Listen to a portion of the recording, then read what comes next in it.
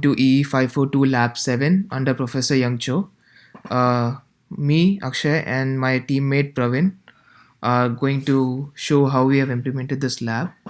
So let's look at the problem statement first. Yeah, so basically this from this lab we have learned how to make use of our Android phone as an IoT device and how to make it interact with AWS IoT core using Node-Red, and also we visualize the same plots on things board uh, by making some changes in Node-Red. So the first step was to install Termux application on an Android phone, which would interact with the Node-Red on a particular port, and it will push the JSON message payload from the Node-Red to the AWS IoT core. So that way we'll get the data on AWS IoT core. And then the second step of the lab was to visualize the data using Node-Red. So we push the data from Node-Red to the things board dashboard, and that data will be like plotted on a chart plot.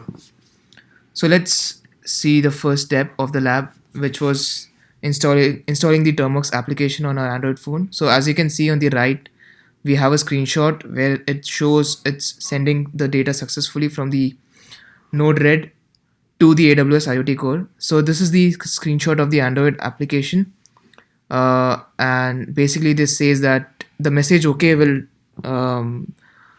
tell us that the data is being sent successfully on the port which you have specified, which is 1880, and the Node-RED is now taking the is listening from the port 1880 and then pushing the data to AWS IoT core.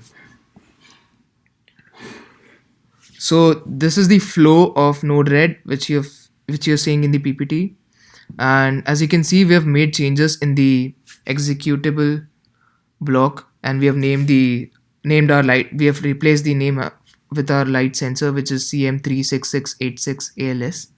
Now this will open the light sensor application in our Android phone, and it'll like acquire data from the Termux application, and it'll keep pushing it to the AWS IoT core.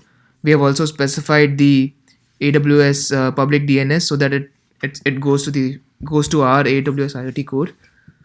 And as you can see here, our AWS IoT core application is running, and the data will basically come here after specifying our public DNS.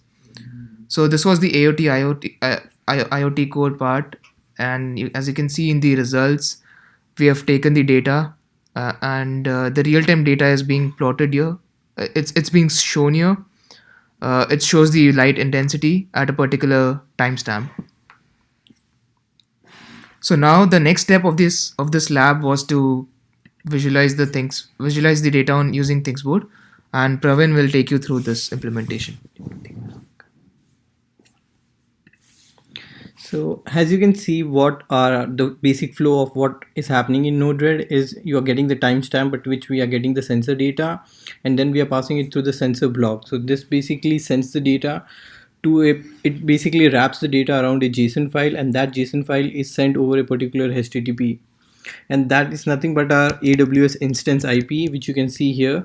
And what other modifications we have made here is we have also attached the access token key, which is for the sensor in the things board. So this is the access token key through which our sensor would be interacting with the AWS IoT core. So I mean, like, the whole part of the experiment was to make sure that the data comes to IoT core and the plotting happens in the things board.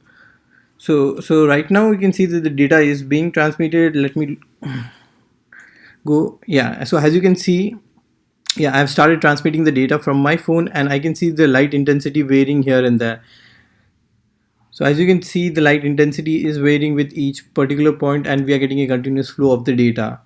So that was the main objective of the lab, and thank you for being with us. See you in the next lab.